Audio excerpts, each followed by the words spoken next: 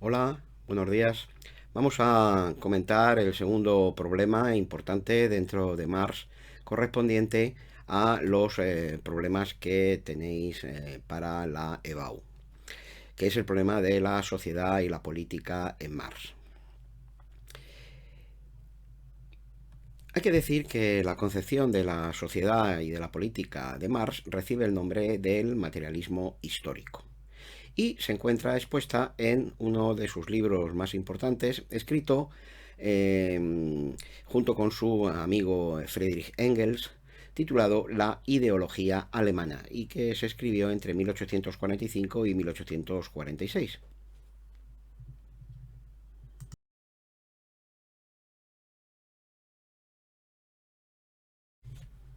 El materialismo histórico es una teoría según la cual la fuerza propulsora de los cambios históricos no proviene de las ideas, como creía Hegel,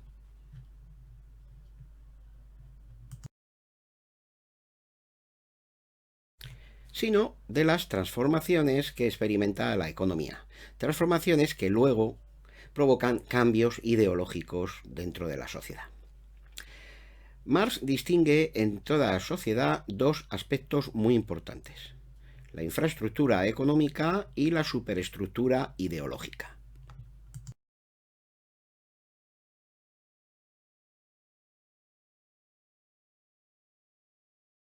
Dentro de la infraestructura económica, que es la base real de la sociedad, se distinguen las fuerzas productivas y las relaciones de producción. Las fuerzas productivas incluyen la fuerza del trabajo y los medios de producción, es decir, la tierra, las máquinas, las tecnologías, las materias primas, mientras que las relaciones de producción son las relaciones que establecen los hombres entre sí en el proceso productivo, es decir, la división del trabajo, el régimen de propiedad, el sistema de distribución y de cambio. La unidad constituida por las fuerzas productivas y las relaciones de producción es lo que Marx denomina el modo de producción de una época histórica. Marx distingue básicamente los modos de producción: oriental, esclavista, feudal y el actual, que es el burgués, capitalista o industrial. Las relaciones de producción generan una división de la sociedad en diferentes clases sociales, unas económicamente dominantes y otras dominadas.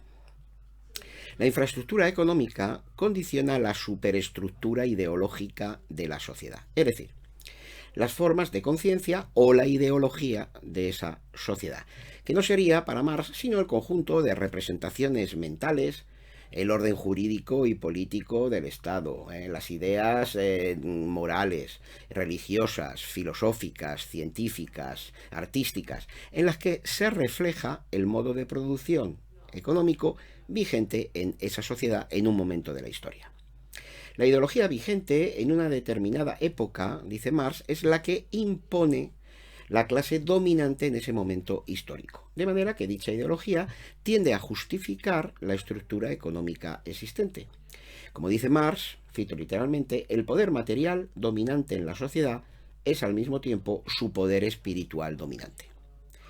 Pero Marx señala que las fuerzas productivas están en constante cambio y desarrollo,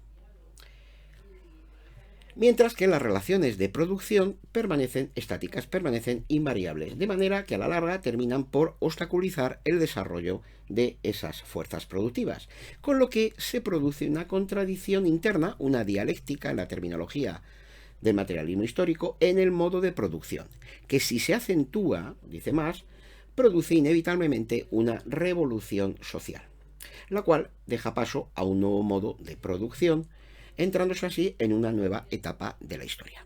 Así sucedería, por ejemplo, con la Revolución Francesa o con la Revolución Bolchevique.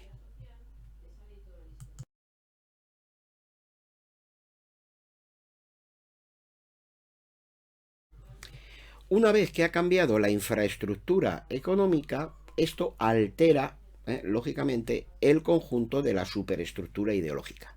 Al cambiar las condiciones de vida de los seres humanos, a nivel económico, a nivel social, a nivel material, se modifican sus ideas, sus concepciones, el mundo y su propia conciencia. Y la nueva clase dominante es la que impone ahora su propia ideología al resto de la sociedad.